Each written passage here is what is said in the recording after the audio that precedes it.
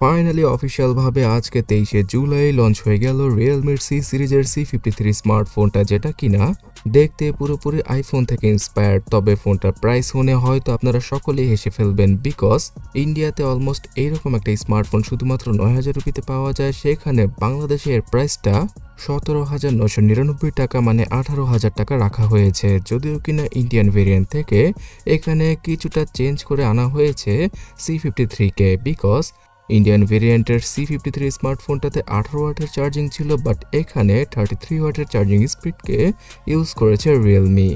তবে ইন্ডিয়ান ভেরিয়েন্টে 108 মেগাপিক্সেলের ক্যামেরা থাকা সত্ত্বেও বাংলাদেশের ভেরিয়েন্টে শুধুমাত্র 50 মেগাপিক্সেলের ক্যামেরাকে ইউজ করেছে রিয়েলমি।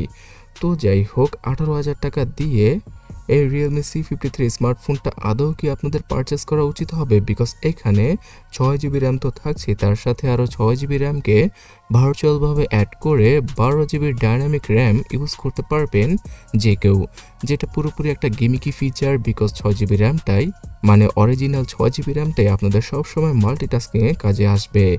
এছাড়া এই ফোনটাতে 128GBর ইন্টারনাল মেমোরিকে ইউজ করেছে রিয়েলমি। আর ডিসপ্লে হিসেবে নটযুক্ত 90 হার্জের একটি 6.74 ইঞ্চির হিউজ আকৃতির ডিসপ্লে রয়েছে, যার রেজলিউশন ফুল HD+। IPS LCD প্যানেলের এই ডিসপ্লেটা বাজেট অনুযায়ী মোটামুটি ভালোই বলা চলে। তবে এখানে রিয়েলমি C55 এর মতো পাঁচ হোলের কাটআউটকে ইউজ করলে সবচেয়ে বেশি বেটার হতো, আর দেখতেও ভালো লাগতো এই ফোনটার ডিসপ্লেকে।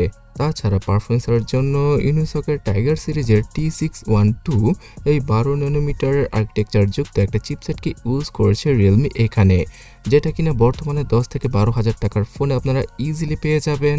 তো রিয়েলমি 18,000 টাকায় এইরকম একটা দুর্বল চিপসেটকে ইউজ করেছে তাদের ফোনে।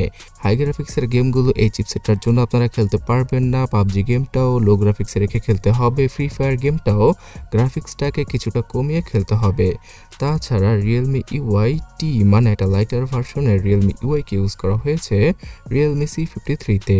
পাওয়া যাবে Android 13 out of the box, আগামীতে অ্যান্ড্রয়েড 14 এর আপডেটটাও চলে আসবে এখানে। সো সফটওয়্যারগত দিক দিয়ে খুব ভালো কাজ করেছে রিয়েলমি, সেটা বলাই বাহুল্য। তবে এখানে বেশ কিছু ব্লোটওয়্যার এবং অ্যাডসেট দেখা রিয়েলমি UI-তে আপনারা পেয়ে যাবেন। ব্লোটওয়্যারগুলো ইজিলি আনইনস্টল করা পসিবল, তবে রিয়েলমি নিজস্ব অ্যাপ থেকে যেই বিরক্তিকর নোটিফিকেশন আসবে সেটাকে বন্ধ করতে হলে সেটিংস থেকে নোটিফিকেশনকেই অফ করে রাখতে হবে। এছাড়া 50 মেগাপিক্সেলের ডুয়াল ক্যামেরা সেটআপ থাকছে ফোনটার পেছনে।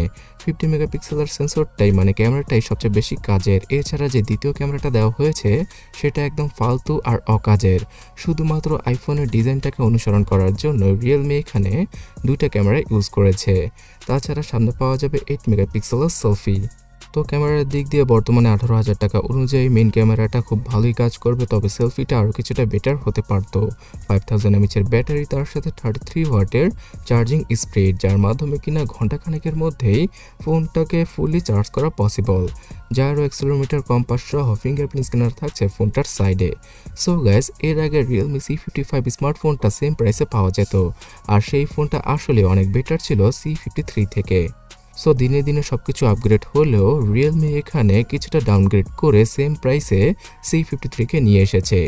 অবশ্যই আনঅফিশিয়ালভাবে 15,000 টাকার আশেপাশে এই ফোনটার 6GB র্যামের ভেরিয়েন্টটা আপনারা ইজিলি পেয়ে যাবেন, যেটা হচ্ছে গিয়ে ইন্ডিয়ান ভেরিয়েন্ট। তবে অফিশিয়ালভাবে কিনতে হলে আপনাদের 18,000 টাকাই এখন খরচ করতে হবে। তো এই নিয়ে আপনার কি মতামত অবশ্যই কমেন্টে লিখে ফেলুন।